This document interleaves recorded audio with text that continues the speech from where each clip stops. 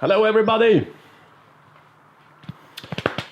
Today I thought I would answer some frequently asked questions. Let's start with the respirator. You often see me use a respirator in the shop, and the reason for that is that I don't like to breathe all the dust. Simple as that. When using grinders or power tools of any kind, it's of course natural to use a mask. But even when you're forging, you swirl up a lot of dust from forge scale and residues from the fire. That's not good for you. I use P3 filters in my mask. Why do I and other smiths tap their anvil in between hits? That's a common question.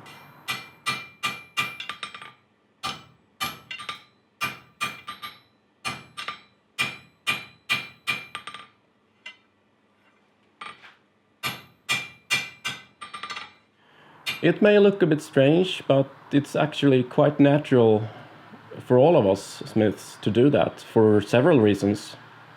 Forging is all about moving metal and constantly correcting that movement to reach a desired shape. During that process, you need to stop and momentarily look at the work and assess what to do next. And instead of wasting the energy stopping the hammer mid-air, we let the hammer bounce on the anvil instead. And the rebound from the anvil makes it easier to pick up the rhythm with the next blow. Another common reason for tapping the anvil is when you need to re-grip your hammer. You might be tilting the hammer or changing the position on the handle, or you might need to rotate the hammer 180 to use the pin instead. People often ask what the flakes are that is coming off the steel when I'm forging.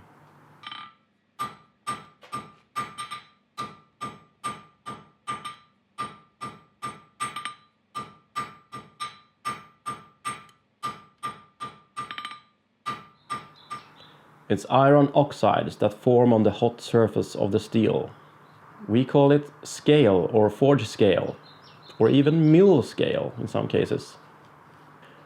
Any bare surface of the steel will oxidize rapidly in contact with the oxygen in the air. The hotter the surface is, the faster it will oxidize. The iron oxides are very hard and brittle and will just flake off when the material is deformed. That exposes a new fresh surface that will rapidly form a new layer of oxides on it. Those oxide layers are incredibly thin, but in this way you will always lose some material to scale during the forging process.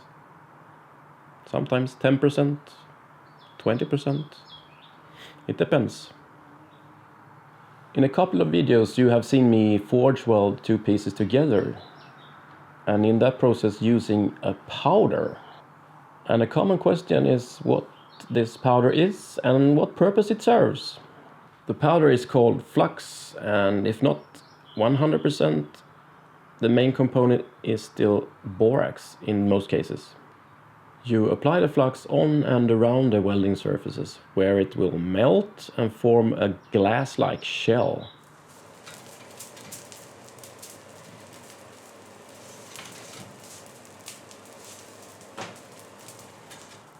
This shell will help to protect the steel from air and oxidation and keep the surfaces clean. To my understanding, borax will also chemically dissolve forge scale or iron oxides, and that makes it possible to forge weld at lower temperatures. And that is needed, or at least it helps a lot when you're forge welding medium and high carbon steels. This is a short and simple answer. I'm sure it's much more complicated in theory. You have seen me a few times punching holes under the power hammer, and I often use something to sprinkle in the hole. And that is the most basic lubrication for a punch, and that is coal powder or pieces of coal.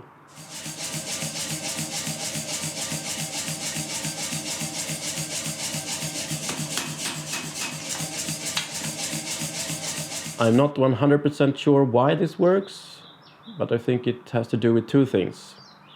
As the coal burns, it will form a layer of carbon on the sides of the punch and the hole, and that surface is slippery, kind of. And then when you trap burning coal under the punch inside the hole, the combustion gases that are formed will create a pretty decent pressure to help release the punch. There are many more elaborate recipes for punch lube, many of them containing graphite actually, and some use some kind of salt, I think.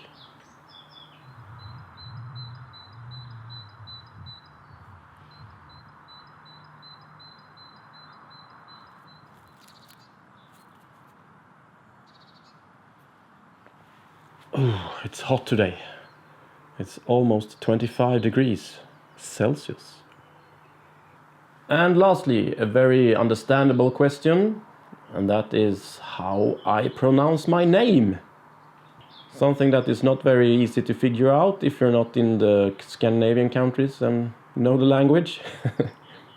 We use a couple of letters that are a bit special. We use a O with two dots above it. We pronounce that Ö. And we use A with a ring on top, and that is pronounced Å. So my full name is then Torbjörn Åman. The H in the surname is silent. The name Torbjörn is actually a compound of the name of the Norse hammer-wielding thunder god, Thor, and the Scandinavian word for bear, björn. So, if you like, you could call me Thunder Bear. If you have other questions, don't hesitate. Leave the question down below, and maybe I could do another FAQ video in the future sometime. Thanks for watching, and see you in my next video.